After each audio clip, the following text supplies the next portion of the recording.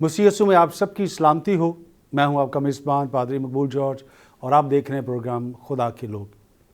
नाज़रीन, जैसा कि आपने गुज़िश्ता प्रोग्रामों में देखा कि हम मसीह यीशु की सलीब पर कहे हुए वो 7 कलमात के बारे में बातचीत कर रहे हैं और मुख्तलिफ़ खुदा के खादमीन स्टूडियो में आकर खुदा उनके कलाम के मुताबिक उन कलमात के बारे में गुफ्तगू कर रहे हैं। यकीनन ये हमारी इस्लाह के लिए, हमारी तरबियत के लिए और हमारी बरकत के लिए है।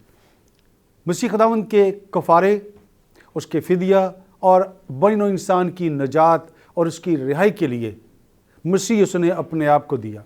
और यकीनन जब हम कलाम मुक़द्दस का मुताला करते हैं तो बाप और बेटे ने एक बात तय पाई कि बनी नौ इंसान की बहाली के लिए ये कुछ किया जाए। और यकीनन जब हम मसीह यीशु की ज़ात अक़दस को देखते हैं तो उन्होंने बड़ी वफ़ादारी के साथ और बड़ी ताबेदारी में रहते हुए अपने इस काम को सर अंजाम दिया। तरतीब के लिहाज से हम आज चौथे कलमे पर बात करेंगे, जो कि कलमा कफ़ारा, जिसे हम यीशु मसीह कामिल कफ़ारा के तौर पर भी देखते हैं। आज इस मौका पर इस कलमे पर बात करने के लिए हमारे साथ खुदा के खादम मौजूद हैं, डॉक्टर आसिफ जॉन साहब। इस कलमे पर हम बात करेंगे क्योंकि अक्सर जब हम चौथे कलमे की बात करते हैं, कलमा कफ़ारा की बात करते हैं, तो बहुत से मुफक्करीन इस पर मुख्तलिफ आरा रखते हैं। कुछ कहते हैं कि मसीह यीशु को छोड़ दिया गया था और कुछ कहते हैं कि इसे नहीं छोड़ा गया था।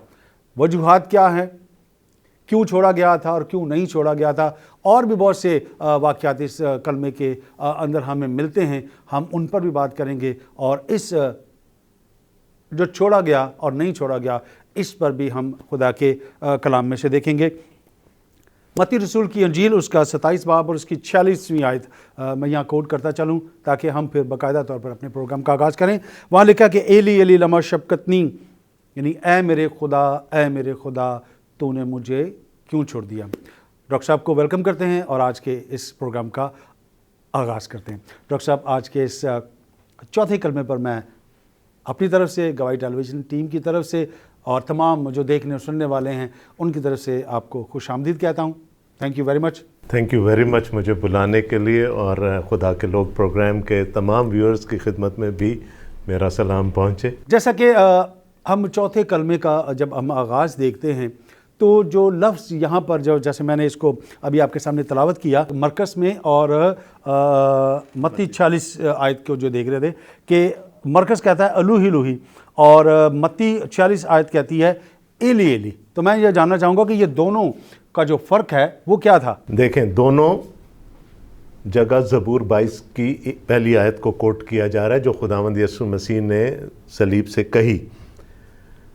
मत्ती लिख रहा है यहूदियों के लिए, तो वो एली एली कहता है, जो कि है आए मेरे खुदा, और इब्रानी में है हमारे सामने। जो उस वक़्त की मुरव्वजा ज़ुबान थी वो अरामी थी, इब्रानी नहीं थी। तो जब एक वाइडर ऑडियंस के लिए मरकस लिखता है तो वो अलूही कहता है ताकि वो उसको आसानी से समझ सकें। तो ये सिर्फ समझाने की गर्ज से, अपनी ऑडियंस को समझाने की गर्ज से ये मुख्तलिफ अल्फाज इस्तेमाल हुए। मतन एक ही है, ज़बूर 22 और उसकी पहली आयत आए मेरे खुदा तूने मुझे क्यों छोड़ दी। सिर्फ ये चीज़ जो है वो इसमें जो आती है। जब हम इस कलमा को देखते हैं तो पहले कलमे की तरफ अगर हम आएँ तो वहाँ के लिखा है बाप इनको माफ़ कर, क्योंकि ये नहीं जानते कि क्या करते हैं। फिर 7वें कलमे की तरफ जब हम आते हैं तो वहाँ पर भी लिखा कि ऐ बाप मैं अपनी रूह तेरे हाथों में सौंपता हूँ। लेकिन इस जगह पर चौथे कलमे में ये लफ्ज़ इस्तेमाल नहीं किया गया। वहाँ किया गया कि ऐ मेरे खुदा तूने मुझे क्यों छोड़ दिया। ये पुकार यीशु की जो है, बाप ना कहना, ऐ खुदा कहना, क्या वजह? देखें, इसको इस बात की दलील के लिए भी इस्तेमाल किया जाता है कि बाप और बेटे के दरमियान वक्ती तौर पर एक जुदाई आ गई थी और खुदावंद यीशु मसीह ने आए मेरे बाप नहीं कहा बल्कि आए मेरे खुदा कहा। लेकिन मेरा जवाब इसमें भी यही होगा कि यीशु मसीह ज़बूर 22 की पहली आयत को कोट कर रहे हैं और जो कुछ वहाँ लिखा है वो उसी को मनोआन बयान कर रहे हैं। तो इसको इस चीज़ की दलील बनाकर पेश करना कि बाप और बेटे के दरमियान जुदाई आ गई, शायद कोई बहुत मजबूत दलील नहीं। लेकिन इसमें एक और भी चीज़ जो हम इसमें पढ़ते हैं جب ہم مختلف کتابوں کا مطالعہ کرتے ہیں تو چونکہ باپ جب لفظ استعمال کی جاتا ہے تو بیٹا اپنے باپ سے کچھ مانگ رہا ہے یا مدد کہہ لیجئے، لیکن یہاں پر جب ہم مختلف مفسرین کی کتابوں کو دیکھتے ہیں تو کچھ کا یہ کہنا ہے کہ یہاں پر وہ اپنی اس ڈیوٹی کو سر انجام دے رہا ہے جو اسے دی گئی، جو کام باپ نے اس کو سونپا، وہاں پر وہ کسی قسم کی رعایت لینا نہیں چاہتا، اس لیے وہ اپنے اس باپ اور بیٹے کا جو رشتہ ہے وہ اس کو یاد نہیں کروا رہا، بلکہ وہ اس وقت اپنے آپ کو کہہ رہا ہے کہ جو کام مجھے تو نے دیا تھا میں وہ یہاں کر رہا ہوں، تو اس لیے وہ شاید اسے اے خدا کہہ رہا ہے، اے باپ کا جو لفظ ہے وہ یہاں نہیں استعمال کرتا۔ تو اس پہ آپ کیا کہتے ہیں؟ میں بھی یہ بھی ایک اچھا آرگومنٹ ہے، اچھی دلیل ہے، لیکن میں پھر وہی بات کروں گا کہ چونکہ یسوع ایک اسکرپچر کو کوٹ کر رہے ہیں اور جو کچھ وہاں لکھا تھا اسی کو وہ لا کر یہاں پر پیش کر رہے ہیں۔ ہاں میں نے کہا آپ کا جھکاؤ جس طرف ہوگا آپ اس کو اس بات کی دلیل کے لیے استعمال کر سکتے ہیں، لیکن یہ کمزور دلیل ہے۔ آگے چل کے جب ہم اس کی تھیولوجی پر، اس کی الہیات پر بات کریں گے تو شاید یہ بات اور کھل کے اور زیادہ جو ہے وہ کھل کر آ جائے گی۔ ہم جب مسیح یسوع کے اس کلمہ کی بات کرتے ہیں تو یہ ایک پکار ہے اور بڑی آواز جو ہے وہ یہاں پر ہم اس کو سنتے ہیں، تو بڑی آواز سے اس بات کا اقرار کرنا وہ کس طرف اشارہ کرتا ہے؟ دیکھیں، صلیب کی موت کوئی بہت آسان موت نہیں ہوتی تھی، یہ سزا۔ جب آپ کے بازوؤں میں کیل ٹھونکے جا چکے ہیں، جب آپ کے پاؤں میں کیل ٹھونکے جا چکے ہیں تو نیچرلی آپ کے وزن سے آپ کے بدن نیچے جانا شروع ہوتا، اور جب آپ نیچے جاتے ہیں تو آپ کے لیے سانس لینا مشکل ہو جاتا ہے۔ تو جو صلیب پر لٹکے ہوئے لوگ ہوتے تھے وہ اکثر اپنے بازوؤں کے زور سے اپنے آپ کو اوپر کھینچتے تھے سانس لینے کے لیے، اور پھر وہ آہستہ آہستہ نیچے سرکنا شروع ہو جاتے تھے، اور ایسے میں آواز نکالنا بڑا مشکل کام ہوتا۔ تو اگر آپ نے کسی چھوٹے بچے کو دیکھا ہو جس نے ابھی ابھی اپنی آواز کو ڈسکور کیا ہے تو وہ آہستہ نہیں آواز نکالتا، وہ چلا کر آواز نکالتا ہے۔ تو یسوع مسیح جب اس پورے مرحلے میں سے گزر رہے ہیں کہ جب ان کو سانس بھی اندر کھینچنا ہے، اپنا پیغام بھی پہنچانا ہے، تو وہ بڑی آواز سے ہی لوگوں کے سامنے آیا، اور پھر ان کا یہ بھی مطمع نظر تھا کہ میرے سامنے جو کھڑے ہوئے لوگ ہیں وہ بھی اس بات کو سن لیں۔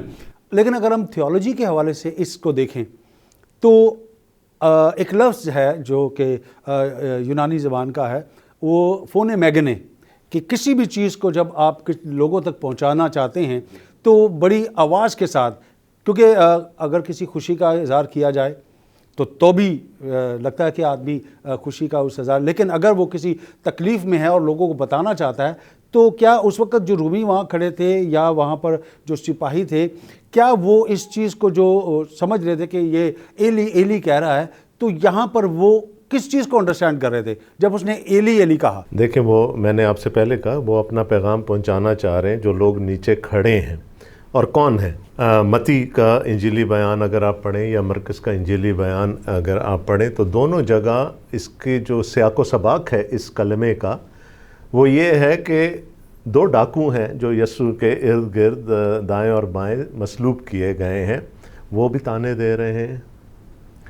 جو راہ گزر پر چلنے والے لوگ ہیں وہ بھی یسوع کو تانے دے رہے ہیں، سردار کاہن فقیہ فریسی جو کھڑے ہیں وہ بھی یسوع کو تانے دے رہے ہیں، رومی بھی یہ خداوند یسوع مسیح کو تانے دے رہے ہیں۔ تو خداوند یسوع مسیح ان سب تک اپنا پیغام پہنچانا چاہ رہے ہیں، اور اس لیے اس کو انگریزی میں ہم کرائے آف ڈیریلیکشن کہتے ہیں، اور ایگنی ہے، تکلیف ہے، اور کم تکلیف نہیں، تھوڑی نہیں ہے، بہت زیادہ تکلیف ہے، اور یسوع ان تانوں کا جواب دینا چاہ رہے ہیں، اور اس تانوں کا جواب دینے کے لیے وہ پرانے عہد نامے سے ایک کوٹیشن لے کے آئے، زبور 22 اور اس کی پہلی آیت۔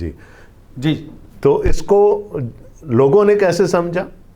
اب یہودی کے لیے تو سمجھنا مشکل نہیں ہے، شاید وہ دونوں ڈاکو جو ارد گرد مصلوب کیے گئے ہیں وہ بھی یہودی تھے، ان کے لیے بھی اس کو سمجھنا مشکل نہیں تھا، لیکن ایک زخمی بندے کی آواز جس کا شاید منہ کے ارد گرد خون بھی جم گیا ہوگا، تو خداوند یسوع مسیح جب ایلی ایلی کہہ رہے ہیں تو شاید کچھ لوگوں نے یہ بھی سمجھ لیا کہ یہ ایلیا کو پکارتا ہے، اور ویسے بھی پرانے عہد نامے کی تعلیم کے مطابق ایلیا کو ویسے بھی خداوند کے دن سے پہلے آنا ضرور تھا، اور یہ بھی تھا کہ جب کوئی بہت مصیبت میں ہوتا ہے تو ایلیا اس کو بچانے کے لیے آتا ہے، تو شاید انہوں نے کہا کہ یہ شخص ایلیا کو پکار رہا ہے کہ وہ آ کر اس کو بچا لے۔ یہاں پر بھی ہم اس کلمہ کی جب ہم بات کرتے ہیں تو جیسا کہ مسیح یسوع نے زبور کی جو آیت ہے زبور 22 کی، اس کو کوٹ کیا ہے۔ اگر اس کو ہم پیچھے چلے جائیں اور داؤد کی اس پکار کو دیکھیں تو داؤد نے یہ جو زبور کہا ہے وہ کس زمرے میں آتا ہے، یا اس کی وضاحت کیا، یا اس کی تفسیر ہم کس طرح سے کرتے ہیں، اور کیوں یسوع نے اس جگہ کے اوپر جو ہے وہ اس آیت کو جو ہے وہ کوڈ کیا؟ یہ بڑا اچھا سوال ہے۔ زبور 22 کی پہلی آیت، اور پھر اگر آپ پورے زبور کو پڑھیں، صرف آخری حصے کے علاوہ جہاں پر فتح مندی کا گیت ہے، آپ کو دکھ، تکلیف، پریشانی اور ایگنی جس کو انگریزی میں ہم کہتے ہیں وہ نظر آتی ہے۔ داؤد ان تمام سچویشنز میں سے خود بھی گزرا، وہ بادشاہ بن چکا ہے، مسا کیا جا چکا ہے، بادشاہ وقت اس کی جان کا دشمن ہو گیا، اب وہ بیچارہ بھاگ رہا ہے، فوج اس کا تعاقب کر رہی ہے، سپاہی اس کا تعاقب کر رہے ہیں، اسے مار ڈالنے کی کوششیں کی جا رہی ہیں، وہ کہتا ہے مجھے جنگلی سانڈوں نے گھیر لیا۔ تو ایسے میں کہ سیموئل نے تو آ کے کہا تھا تو مسا ہو گیا، یہ چھوٹا سا لڑکا ہے نا، تو مسا ہو گیا بادشاہ ہونے کے لیے، اب وہ بادشاہ بھاگ رہا ہے، اپنی جان بچانے کے لالے پڑے ہوئے ہیں اس کو، تو وہ بھی پکار اٹھتا ہے، اے میرے خدا، اے میرے خدا، تو نے مجھے کیوں چھوڑ دیا؟ اب دیکھیں یسوع نے کیوں کوٹ کیا اس کو، کہ جب تمہارا بادشاہ جس کو تم مانتے ہو، وہ میں نے آپ کو کہا نا، نیچے جو تھے لوگ وہ ان کو تانے دے رہے، ان کی مسیحائی پر شک کیا جا رہا تھا کہ اگر تو خدا کا بیٹا ہے تو اپنے تئیں نیچے اتار نا۔ تو ڈاکو کیا کہہ رہے، تو اپنے آپ کو تو پہلے بچا، پھر ہمیں تو بچا پائے گا۔ تو ان کی مسیحائی پر شک کیا جا رہا تھا، ان کے مسیحا ہونے پر شک کیا جا رہا تھا۔ تو یسوع نے کہا کہ وہ جو تمہارا ایک بادشاہ تھا جس کو تم داؤد کے نام سے جانتے ہو، اگر وہ بھاگ رہا تھا، وہ اپنی جان بچانے کے لیے بھاگ رہا تھا، وہ مشکلات میں سے گزر رہا تھا، تو کیا وہ اس کا مسا ضائع ہو گیا وہاں پہ؟ یہی بتانا چاہ رہے ہیں خداوند یسوع مسیح کہ وہ اس حالت میں بھی بادشاہ ہے کیونکہ خدا اس کو مسا کر چکا ہے۔ تو جواب کیا دے رہے ہیں خداوند یسوع مسیح کہ میں اگر صلیب پر لٹکاؤں تو یہ نہ سمجھنا کہ میں مسیح نہیں ہوں، میں اس حال میں بھی مسیح ہوں۔ تو یہ ان کے تانوں کا جواب تھا، اور اسی لیے چلا کر شاید انہوں نے کہا کہ وہ لوگ سن لیں کہ ایک بادشاہ جس کو چیلنج کیا جا رہا تھا وہ اس حال میں بھی بادشاہ ہے۔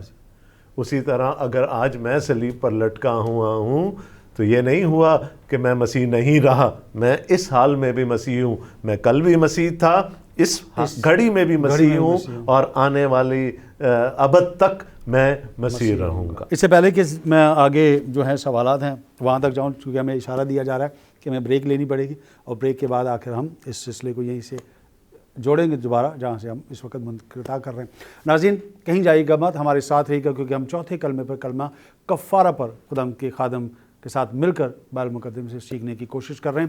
ہمارے ساتھ رہیے گا، اسٹے ود اس۔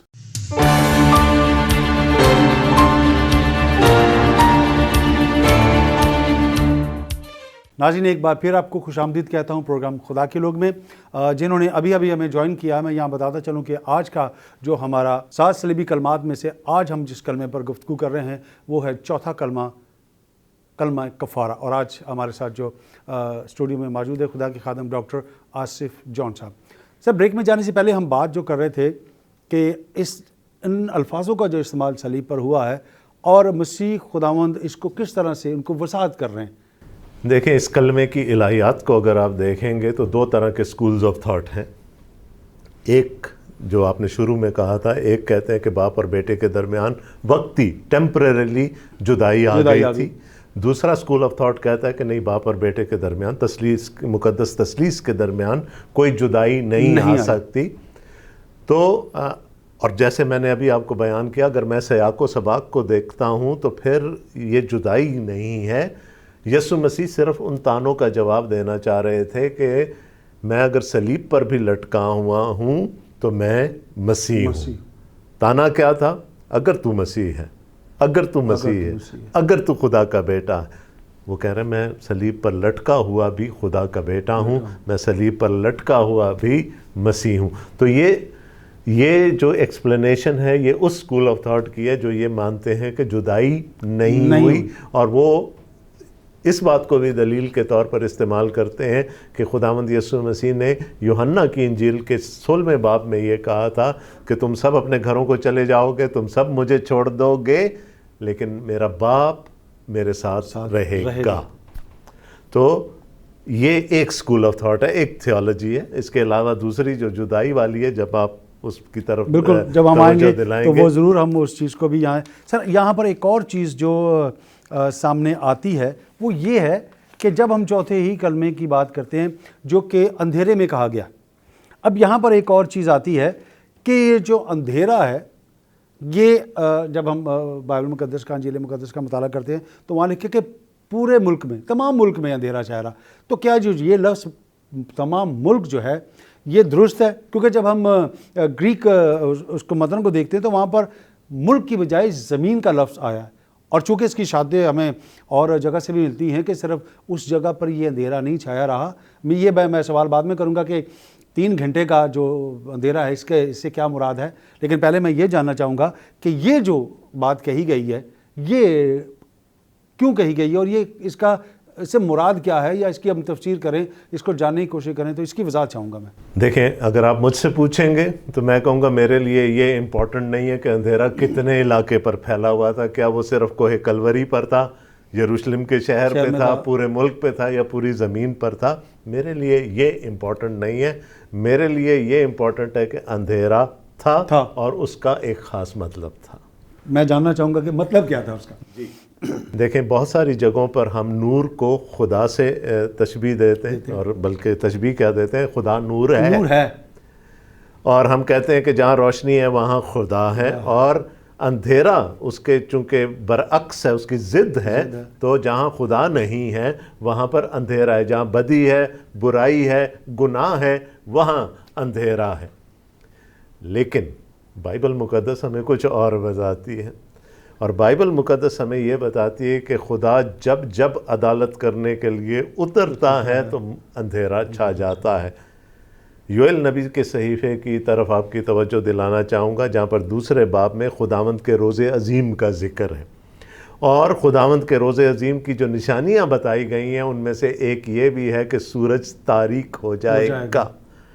تو اور پھر آپ کو وہ بھی تو یاد ہے نا، مصر کی آفتیں، بالکل، کہ جب خدا آیا مصر کے پہلوٹوں کو مارنے تو اس سے پہلے 3 دن تک پورے ملک پر اندھیرا چھایا رہا۔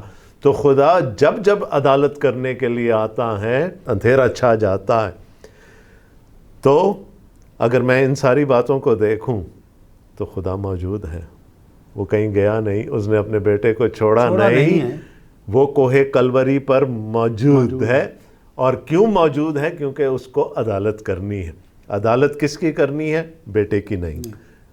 جو گناہ بیٹے پر اس وقت لدا ہوا ہے اس کی عدالت کرنے کے لیے خدا اترا ہے، اور وہ عدالت اتنی شدید ہے کہ بیٹا اس کا سارا بوجھ فیس کر رہا ہے۔ اور یہ کہانی صرف یہیں سے نہیں، ایک رات پہلے گتسمنی باغ سے یہ کہانی شروع ہوئی۔ وہ ایگنی، وہ تکلیف، وہ ساری مشکلات جو خداوند یسوع مسیح کو وہاں سے فیس ہونا شروع ہوئی کہ جب دنیا کا گناہ اس پر لاد دیا گیا، اور اس کو پتا تھا کہ جب عدالت کرنے کے لیے میرا باپ اترے گا تو میں بھی اس کی زد میں آؤں گا شاید۔ اور اسی لیے خداوند یسوع مسیح نے 1 بار نہیں، 2 بار نہیں، 3 بار خدا سے یہ درخواست کی کہ اگر ہو سکے تو یہ پیالہ مجھ پہ سے ٹل جائے۔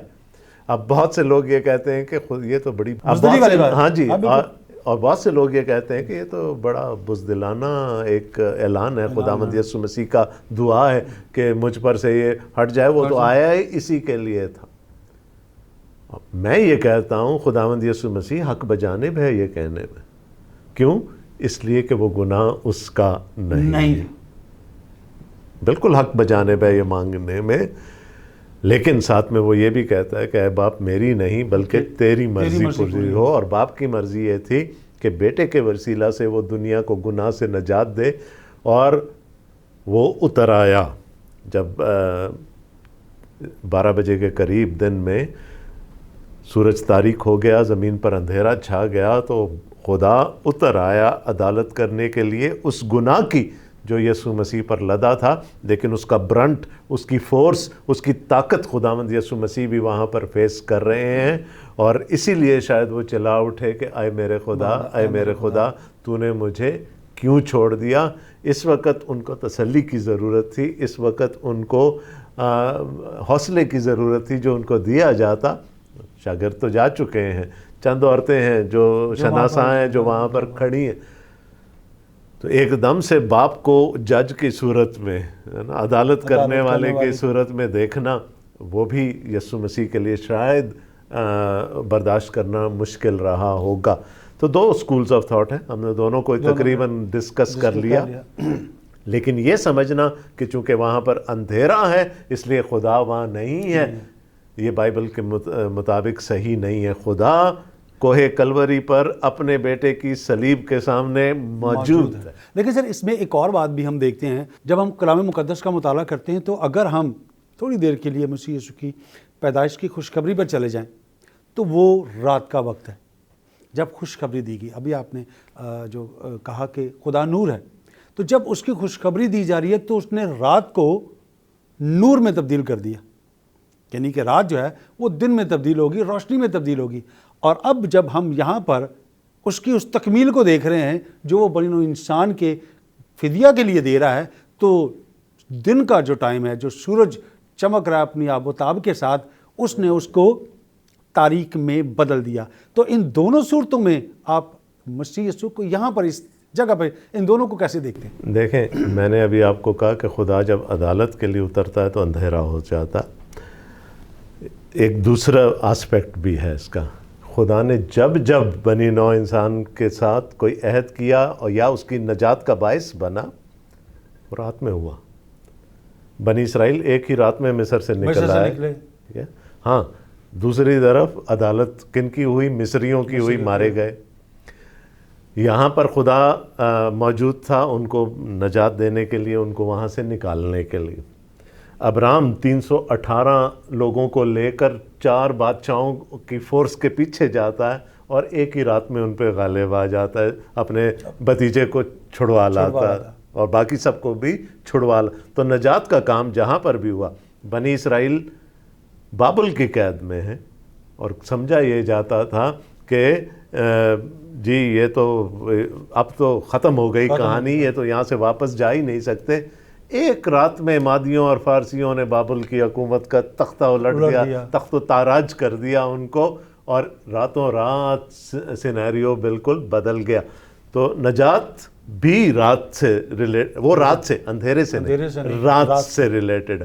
تو جب اس جہاں کا منجی دنیا میں آیا تو کیا ہوا؟ وہ رات کا وقت تھا اور خوشخبری دی گئی، ظاہر فرشتے آئے، نور چمکا، سب کچھ ہو گیا۔ لیکن یہاں قصہ بالکل مختلف ہے۔ یہاں پر خدا عدالت کرنے کے لیے اترا ہے تاکہ میں اور آپ سینہ ٹھونک کے یہ کہہ سکیں کہ ہم نجات پا چکے۔ اس اندھیرے کو میں چاہوں گا کہ تھوڑا سا، چونکہ لوگ جو دیکھ کر سن رہے ہیں اکثر ان کے ذہنوں میں یہ بات ہے، تو چونکہ ہمیں تھوڑی سی میں ضرور اس بات کو کہوں گا۔ اکثر لوگوں کا یہ کہنا ہے کہ جب یہاں پر اندھیرے کی ہم بات کر رہے ہیں تو وہ کہتے ہیں کہ سورج گرہن تھا، جبکہ سورج گرہن کا جو دورانیہ ہے یا اسے آپ کہنے کہ اس کا جو وقت ہے وہ شاید یہ نہیں ہے۔ اگر سورج گرہن ہو بھی تو وہ زیادہ سے زیادہ، اگر ہم تحقیق کی بات کریں، سائنس دانوں کی بات کریں، تو وہ 45 منٹ سے زیادہ نہیں ہے، لیکن یہاں پر 3 گھنٹے تک اندھیرا چھایا رہا۔ تو کیا یہ اندھیرا جو تھا فطری طور پہ تھا یا غیر فطری طور پہ تھا؟ یہ بالکل مافوق الفطرت ہے، کمپلیٹ۔ دیکھیں، سورج گرہن جب بھی ہوتا ہے تو اس طرح کا اندھیرا نہیں ہوتا، جزوی اندھیرا ہوتا ہے اور وہ کراس ہوتا چلا جاتا ہے، یعنی ایک طرف سے شروع ہوتا ہے گرہن تو دوسری طرف چلتا چلا جاتا ہے۔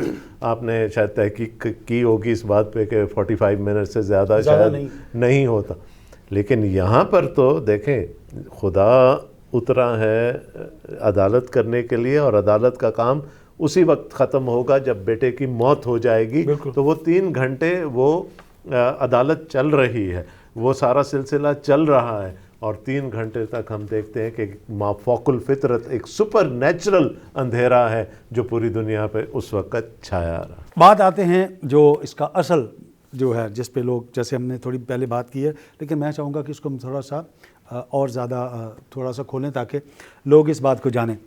میں یہاں پر ایک چیز میں یہ کہنا چاہوں گا، جیسے سوال آیا تھا کہ جو چھوڑے جانے کا ہے، جو کچھ دو اسکول آف تھاٹ کی بات کی ہے، اس میں چند ایک باتیں جو میں پڑھنا چاہوں گا اور میں چاہوں گا پھر ہم اس کو وہ کریں۔ خدا کی مرضی تھی کہ وہ چھوڑا جائے، وہ چھوڑا گیا تاکہ یہودا اسکروتی کے وسیلے سے پکڑوایا جائے۔ کیا یہ درست ہے؟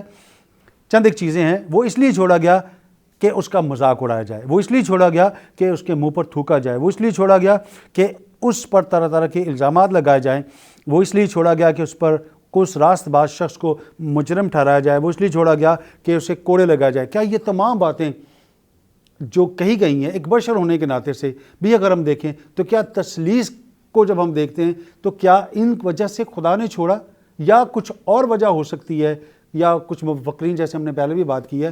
تو چھوڑے جانے کا جو لفظ ہے میری سمجھ سے یہ باہر ہے کہ میں سمجھتا ہوں کہ خداوند کو نہیں چھوڑا گیا، لیکن یہ تمام چیزیں جو یہاں بیان کی گئی ہیں مختلف مفکرین نے، وہ کیوں اور کیا وجوہات کی بنا پر انہیں تحریر کیا گیا؟ دیکھیں، یہ ایک ایماندار کی زندگی کا تجربہ ہے۔ ہم ایماندار ہوتے ہوئے بھی بہت سارے مواقع ہماری زندگی میں ایسے آتے ہیں کہ ہم رو پڑتے ہیں، ہم بے بس ہو جاتے ہیں، ہم چلا اٹھتے ہیں اور ہمارے منہ سے بھی یہ نکلتا ہے، اے میرے خدا، اے میرے خدا، تو نے مجھے کیوں چھوڑ دیا؟ یعنی جب ہم بہت دکھ میں یا کسی بڑی تکلیف میں سے گزر رہے ہوتے ہیں، ایسا لگتا ہے کہ خدا نے ہمیں چھوڑ دیا۔ ایسا بھی کہا جاتا ہے کہ پتہ نہیں شاید خدا ہم سے ناراض ہو گیا، وہ ہم سے ٹھیک ہے منہ موڑ لیا۔ تو سر یہاں لیں گے بریک کے بعد آ کر میں یہیں سے اس کو جوڑوں گا۔ ناظرین، بہت اس وقت اہم جگہ پر ہم ہیں، ضرور دیکھتے رہیں اس پروگرام کو تاکہ ہم اس بات کو جو یقیناً چھوڑے جانے پر ہے، ہم اس کو صحیح طور پر خدا ان کے کلام کے مطابق اس کو سمجھ سکیں۔ کہیں جائیے گا مت، ہمارے ساتھ رہے گا، اسٹے ود اس۔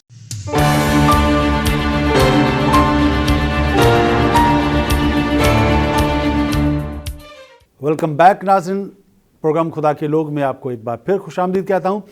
بریک میں جانے سے پہلے ہم مسیح یسوع کے چوتھے کلمے کے ان الفاظ پر بات کر رہے تھے کہ کیا وہ چھوڑا گیا یا نہیں۔ جی سر، ہم کنٹینیو کرتے ہیں وہیں سے۔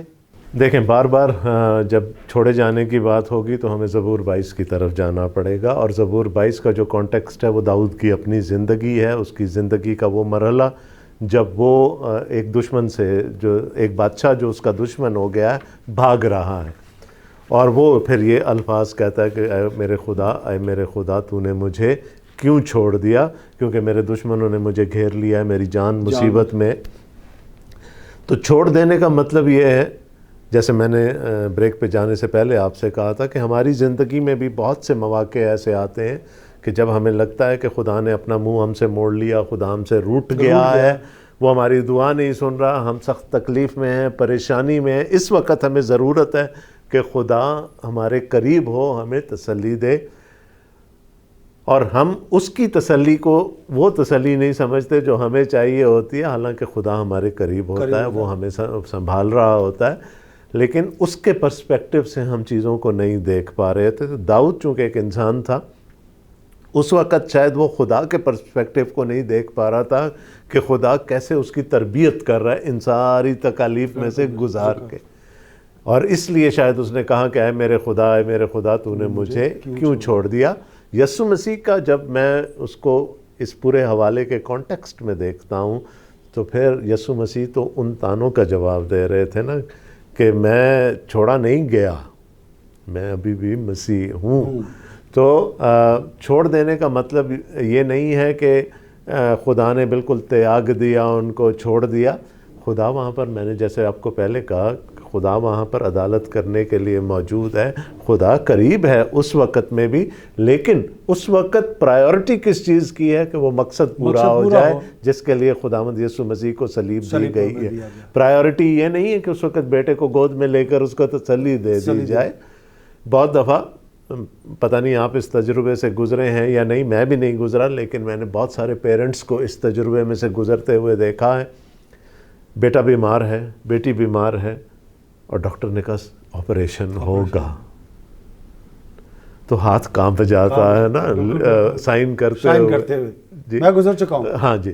تو لیکن کیا ہوتا, ہمیں کسی ایک مقصد کے لیے, اس بچے کی زندگی کے لیے, اس ڈاکٹر, لیکن ہوتا کیا ہے, ہمیں ایک خاص مقصد کے لیے, اس بچے کی زندگی کے لیے ہمیں اس کو کچھ دیر کے لیے ڈاکٹروں کے ہاتھ میں سونپ دینا پڑ دیتا ہے. وہ اس کو اندر لے جاتے ہیں, ہمیں کچھ خبر نہیں ہوتی ہے اندر کیا ہو رہا ہے, بچہ انستھیزیا میں ہے, سرجن سرجری کر رہے ہیں, ہمیں نہیں پتا زندہ باہر آئے گا نہیں آئے گا. تو وہ جو ایک ہوتا ہے, اور اس وقت ایک باپ کا دل کیا چاہ رہا ہوتا ہے کہ میں ابھی جاؤں اندر اور بیٹے کو اپنی باہوں میں لے لوں, لیکن آپ روکتے ہیں نا اپنے آپ کو. تو وہ مقصد جو ہوتا ہے وہ پرائیورٹی لے لیتا ہے. تو یہاں پر مقصد یہ نہیں تھا کہ بیٹے کو تسلی دی جائے, یہاں پر مقصد یہ تھا کہ جس مقصد کے لیے, جس کام کے لیے اس کو صلیب دی گئی ہے, وہ مقصد پورا ہو جائے. اس گناہ کی ایک دفعہ عدالت ہو جائے جو وہ اپنے کندھوں پر اٹھائے, وہاں پر صلیب پر چڑھا ہے, اور میں اور آپ اس گناہ کے بند سے آزاد ہو جائیں. یہاں پر سے 3 باتیں ہیں جب ہم مسیح یسوع کو اس جگہ پر اس کلمہ کو ادا کرتے ہوئے اپنے زبان مبارک سے ہم دیکھتے ہیں, تو وہاں 3 قسم, یوں سمجھ لیں کہ 3 قسم کے لوگ ہیں, 3 طرح کے وہاں لوگ بیٹھے ہیں. ایک وہ جو اپنی آفیشیل ڈیوٹی پر ہیں اور رومی ہیں جو اسے مصلوب کر رہے ہیں. دوسرے لوگ وہ ہیں جن کی وجہ سے وہ مصلوب کیا جا رہا ہے, یعنی کہ یہودی ہیں. اور تیسرے وہ, جیسے کہ میں نے پہلے کہا, کہ جو اس کے حامی ہیں, اس کے دوست ہیں, اس کے رشتہ دار ہیں وہاں. اب اس کلمے کو جو انہوں نے سنا ہے, تو میں چاہوں گا کہ ہم ان تینوں کو ذرا خاص طور پہ سمجھ لیں. پہلے جو رومی ہیں وہ جب اس چیز کو دیکھتے ہیں تو ان کا ریئیکشن کیا ہے. جب اس نے کہا کہ ایلی ایلی لما شبقتنی, اے میرے خدا تو نے مجھے کیوں چھوڑ دیا, تو شاید وہ سمجھتے ہیں کہ یہ سورج دیوتا ہمارا جو ہے یہ اسے پکار رہا ہے, کیونکہ اندھیرا چھایا ہوا ہے, وقت ایسا ہو چکا ہے کہ یہاں ٹھنڈ, سمجھے کہ اگر سورج نہیں تو موسم نارمل ہو جاتا ہے. اب زخم ہے, زخم جو ہیں وہ ٹھنڈے ہو چکے ہیں, تو ٹھنڈے زخم جو ہیں وہ درد زیادہ کرتے ہیں. تو وہ سمجھ رہے ہیں کہ شاید یہ سورج دیوتا کو پکار رہا ہے کہ وہ آئے اور اس کے زخم جو ہے وہ دوبارہ ہوں.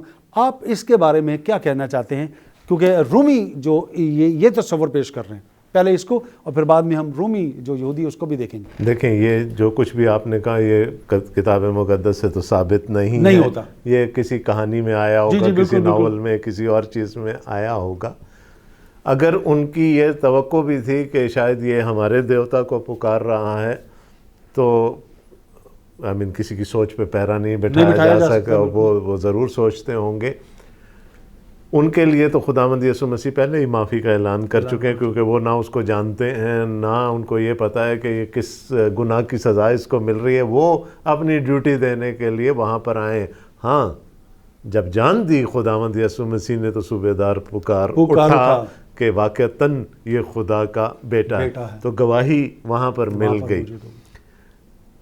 لیکن اس سے پہلے یا جو عام سپاہی ہیں جنہوں نے اس کے کپڑوں پر کرا ڈالا, اور جو باقی جنہوں نے صلیب دی, شاید ان کے لیے یسوع کا وہاں سے پکارنا کوئی بہت بڑی بات نہیں تھی, یا شاید وہ اگر یہ سمجھے ہوں کہ جی ہمارے دیوتا کو پکار رہا ہے.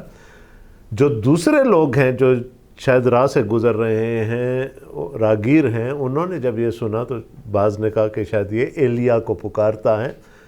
تو دیکھیں ایلیا اس کو بچانے کے لیے آتا ہے یا نہیں, اس کو سرکہ دو, اسپنج اس کو سرکہ دو تاکہ اس کی زندگی تھوڑی سی لمبی ہو جائے. دیکھتے ہیں ایلیا اس کو بچانے کے لیے آتا ہے کہ نہیں. لیکن سر میں معذرت چاہوں گا, لیکن یہاں پر اگر ہم یہودی کو دیکھیں تو ایلی کی جب بات کرتے ہیں تو ان کو تو معلوم ہے کہ ایل کا لفظ جو ہے وہ خدا کے لیے استعمال ہو, نہ کہ ایلی کے لیے استعمال ہو. تو یہاں پر یہ ریئیکشن کیوں؟ دیکھیں, شاید جو بالکل صلیب کے قریب کھڑے ہیں انہوں نے تو ایلی ہی سنا ہوگا. وہاں لکھا ہے بعض نے, جو شاید دور تھے یا شاید راہ سے گزر رہے تھے. اور میں نے آپ کو یسوع کی حالت بھی بتائی کہ اس وقت ایسفکسیا ہے, ان کو سانس لینے میں تکلیف ہے, خون بہہ چکا ہے, خون جم چکا ہے, زبان سوکھ چکی ہے. تو ایلی کہتے کہتے شاید کسی کو یہ سنائی دیا ہو کہ یہ ایلیا کو پکار رہا ہے. تو وہ یہ نہیں تھا کہ انہوں نے سمجھنے میں غلطی کی. یہ نہیں تھا کہ یسوع نے کہنے میں غلطی کی، ہو سکتا ہے سمجھنے میں انہوں نے سمجھنے میں غلطی کی ہو، اور چونکہ ان کا ایمان تھا کہ ایلیا دکھ تکلیف میں لوگوں کو بچانے کے لیے آتا ہے تو شاید وہ آ جائے، اس کی زندگی کو تھوڑا اور طویل دو، اس کی زندگی کو تھوڑا سا اور طول دو کہ شاید وہ آئی جائے اور ہم بھی اس کو دیکھ لیں۔ اور جو لوگ ہیں جیسے آج ہم ایک عرصے سے ہم ان کلمات کو سنتے چلے آ رہے ہیں، اور میں سمجھتا ہوں کہ یہ وقت میرے لیے اور جو ہمیں سن رہے ہیں، ہمیں دیکھ رہے ہیں، یہ شکر گزاری کا وقت ہے کہ خدا نے ہمیں پھر ایک موقع دیا کہ ہم ان مسیح یسوع کے دکھ کے دنوں کو ہم یاد کر سکیں اور ان کلمات کو ہم سن سکیں، جیسے کہ ہم بات بھی کر رہے ہیں، چونکہ پینڈیمک جو گزرا ہے، بہت سے جو ان دنوں کو دیکھنے کی امید میں شاید وہ سو گئے ہیں، لیکن ہمیں انڈرسٹینڈ کرنا آج ہم کس جگہ پر ہیں۔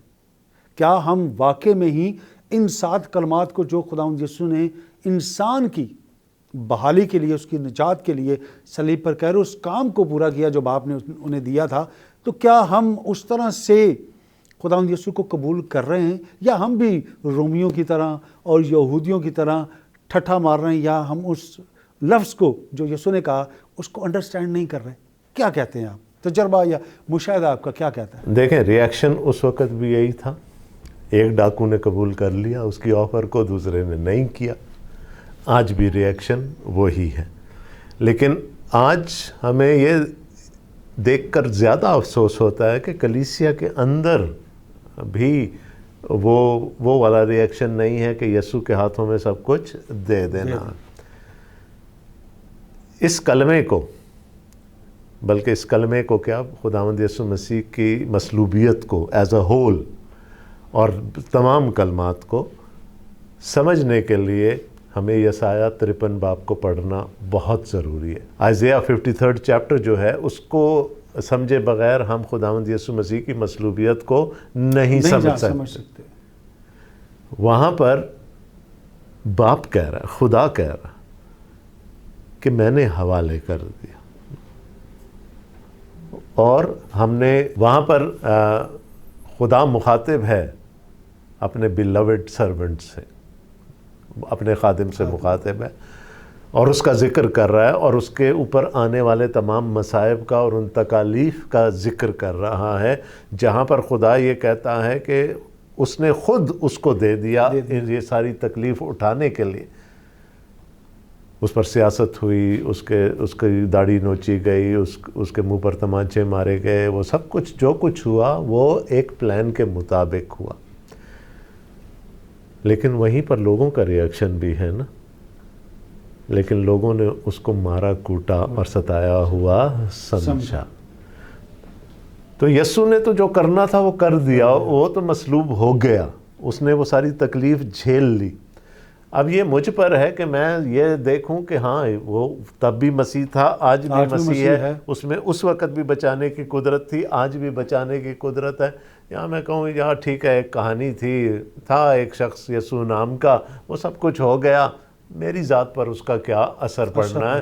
تو وہ ریاکشنز جو اس وقت تھے وہ آج بھی ہیں، اور یہ جیسا میں نے پہلے کہا یہ زیادہ افسوسناک ہے، کیونکہ کلیسیا میں رہتے ہوئے لوگ خداوند یسوع مسیح کی مصلوبیت کے وہ معنی نہیں سمجھتے جو اصل میں ہونی چاہیے۔ Thank you very much doctor صاحب۔ یقیناً بہت سی باتیں جو ہیں وہ رہ جاتی ہیں وقت کی کمی کے باعث، لیکن کوشش ہوگی کہ پھر کسی نشست میں ہم بیٹھیں اور بہت سی جو چیزیں رہ گئی ان پر بھی ہم بات کریں۔ لیکن میں یہ ضرور چاہوں گا کہ ہمارے پاس وقت ہے کہ آپ اس کلمہ کے حوالے سے لوگوں کے ساتھ آپ کچھ ان کو کہہ سکیں کہ ہمیں اس کلمہ کو اپنی زندگی میں کس طرح سے لینا ہے، تاکہ ہم اس کلمہ کو صحیح معنوں میں سمجھ سکیں اور پھر اپنے زندگیوں میں سے لیتے ہوئے اس پر عملی جو ہے طور پر بھی اس کا اظہار جو ہے وہ ضرور کیا جائے۔ تو میں چاہوں گا کہ ضرور آپ ناظرین سے مخاطب ہوں اور ان کو اس کلمہ کے بارے میں ضرور اس کو سمرائز کریں۔ جب ہم اس کلمے پر بحث کر رہے تھے ابھی، تو میں نے آپ کو بتایا تھا کہ 2 سکولز آف تھاٹ ہیں۔ ایک سکول آف تھاٹ یہ کہتا ہے کہ باپ اور بیٹے کے درمیان ایک وقتی جدائی آ گئی، اور اس نے یہ سب کچھ باپ سے دور ہوتے ہوئے سب کچھ برداشت کیا۔ یہ بھی کلام سے ثابت ہے، بالکل یہ حق بجانب ہیں جو اس اسکول آف تھاٹ کو فالو کرتے ہیں. اور جو دوسرا اسکول آف تھاٹ ہے وہ یہ سمجھتا ہے کہ باپ اور بیٹے میں یا تثلیث میں کسی قسم کی جدائی کبھی بھی نہیں آ سکتی. باپ وہاں پر موجود تھا، بیٹے کے ساتھ تھا اور جدائی نہیں تھی. ہاں یہ ضرور تھا کہ بیٹے کو عدالت میں سے گزرنا تھا اور باپ کو عدالت کرنی تھی. اب سوچنے کا مقام یہ ہے کہ یہ سب کچھ ہوا کیوں؟ یہ سب کچھ اس لیے ہوا کہ ہمیں گناہ سے نجات دی جا سکے. میں اور آپ، ہم میں کوئی ایسی قابلیت نہیں، ایسی خوبی نہیں، ہم میں کوئی حکمت ایسی نہیں کہ ہم اپنے آپ کو اپنے گناہوں سے نجات دے سکیں. اس کے لیے خدا کا ایک ازلی منصوبہ تھا. خدا کو خود انسان بن کر اس دنیا میں آنا تھا تاکہ اس نجات کے کام کو پورا کر سکے. اب یہ ہم پر ڈیپینڈ کرتا ہے کہ ہم اس کی اس بھیجی ہوئی نجات کو قبول کرتے ہیں یا نہیں کرتے. مان لیں کہ باپ اور بیٹے میں جدائی نہیں ہوئی، لیکن باپ اس وقت عدالت ضرور کر رہا تھا اور عدالت اس گناہ کی ہو رہی تھی جو بیٹے پر لدا ہوا ہے، اور اس کی زد میں وہ بیٹا بھی آیا. اس نے صلیب کی ساری صعوبتیں برداشت کیں، اور شاید اس وقت میں یہ صعوبت سب سے بڑی تھی کہ وہ اپنے باپ کو ایک باپ کی صورت میں نہیں، ایک جج کی صورت میں دیکھ رہا ہے، عدالت کرنے والے کی صورت میں دیکھ رہا ہے. دوسری طرف اگر ہم دیکھیں تو یہ ساری مشقتیں ہماری ہیں جو خداوند یسوع مسیح نے صلیب پر گوارا کی. جیسا کہ یسایہ 53 میں لکھا ہے کہ اس نے ہماری مشقتیں اٹھا لی. یہ سزا میری تھی، یہ سزا آپ کی تھی جو خداوند یسوع مسیح نے صلیب پر اٹھا لی، تاکہ میں اور آپ اس گناہ کے زور سے، اس کے بند سے آزاد ہو سکیں. اور اسی لیے شاید پولس رسول رومیوں کے خط کے 8ویں باب کی پہلی آیت میں کہتے ہیں، پس اب جتنے مسیح یسوع میں ہیں ان پر سزا کا حکم نہیں. آپ دنیا کا کوئی بھی قانون اٹھا کر دیکھ لیجئے گا، ایک گناہ کی 2 دفعہ سزا نہیں دی جا سکتی. تو جب میرے گناہ کی سزا خداوند یسوع مسیح نے بھگت لی صلیب پر، تو میں اس گناہ سے بری ہو گیا. یہ ہے صلیب کا پیغام.